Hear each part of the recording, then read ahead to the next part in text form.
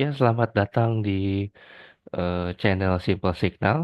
Kali ini kita akan eh, membahas ide trading untuk esok hari 16 April 2025. Oke, izin share. Oke,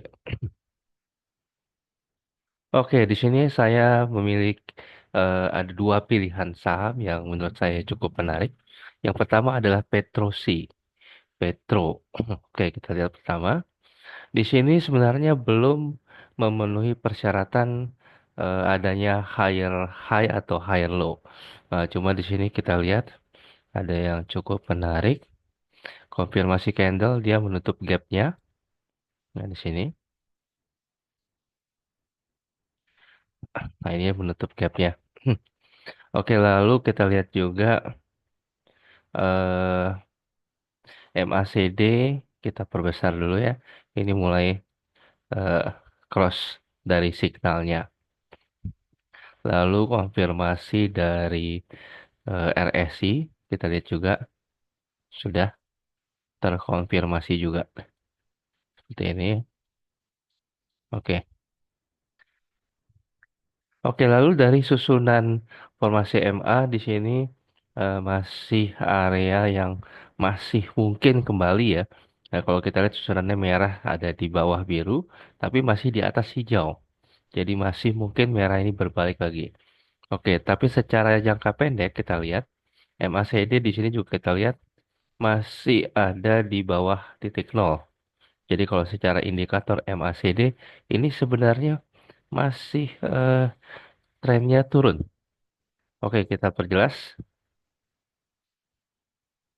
di sini. Nah, ini sebenarnya masih turun. Oke, kita perbesar. Lalu bagaimana sikap kita? Oke, di sini ada dua yang berbeda. MACD turun, tapi formasi MA-nya masih mungkin berbalik. Nah, di sini kita bisa secara bijak. Nah, kita letakkan dulu resikonya. Kita ukur dulu resikonya. Nah, apakah lebih menarik resiko atau sorry, lebih menarik rewardnya daripada resikonya. Oke, kita lihat resikonya ada di 2000, sorry ini 2080-an. Kita arahkan. Nah, di sini. Nah, sedangkan rewardnya adalah di titik channel ini. Oke, sebenarnya hampir dari 2040 ke 2050 ya mungkin 370 ya. Tapi kalau sampai naik dia sampai 2800 hampir sama ya sebenarnya hampir seimbang. Nah, jadi saran saya sendiri ini masih hit and run posisinya. Sedangkan kalau saya coba lihat dari sisi yang berbeda. Oke, saya buka dulu. Nah, ini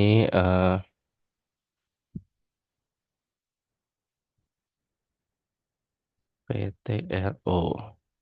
Nah, ini seperti ini PTRO ya. Kita lihat dari tik 90 ya untuk melihat secara lebih nah, time frame yang lebih pendek. Nah, ini kita bisa lihat eh dia berpotensi ini pas ya, pas sekali.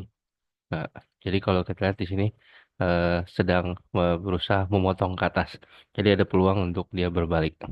Oke, kita kembali ke daily-nya. Oke, ini masih cukup menarik, tapi bagi yang bisa memantau monitor secara cermat, ini bisa melakukan hit and run.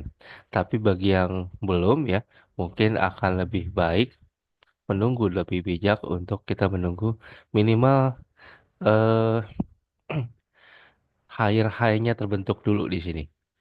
Misalnya, ya seperti di sini. Ini bisa terbentuk higher high dulu. Oke, ini saya hapus. Oke, itu untuk Petrosi. Lalu saham kedua yang ingin saya bahas juga kita lihat di sini ada SMIL. SMIL itu sarana mitra luas. TBK.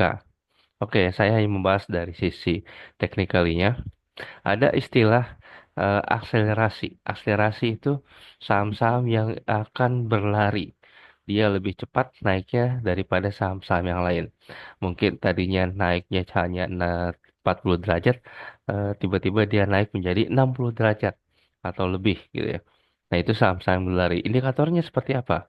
Indikatornya mungkin kita lihat saya pakai yang di sini, saya perbesar di sini RSI ya.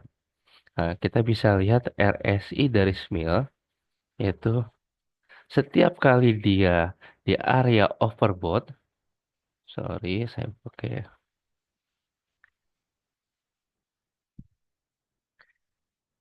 yang memanjang. Oh, ini ada ya. Nah, sorry. Nah, di sini ya, ternyata sahamnya itu rata-rata mengalami kenaikan yang cukup tinggi. Nah, lalu kita lihat lagi, overbought lagi. Nah, di sini juga ini sedang berlari cukup tinggi. Nah, sekarang kita lihat ini sedang memasuki areanya lagi. Jadi kalau ada yang mengatakan area overbought itu area yang mahal, tidak bisa naik lagi, waktunya jual, belum tentu. Jadi yang harus kita perhatikan adalah akselerasi itu sprint, berlari cepat, seakan-akan kita sedang melakukan lari maraton. Jadi penjelang akhir, eh, pelari atlet itu akan berlari lebih cepat dari sebelumnya untuk memasuki finish. Nah, tapi ini ada kata kunci, memasuki finish. Jadi harus berhati-hati.